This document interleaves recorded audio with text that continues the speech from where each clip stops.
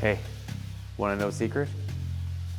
Soon, I'm going to be kicking off a new series called Parliamentary Inquiry.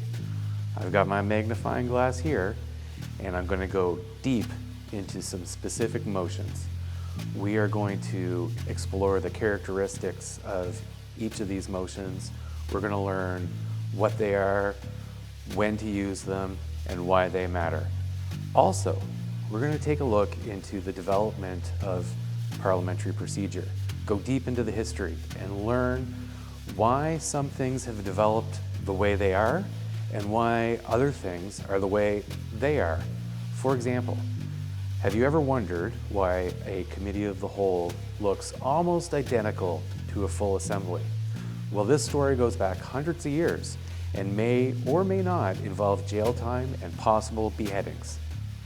So, look for the new series, Parliamentary Inquiry, and join me on some in-depth investigations.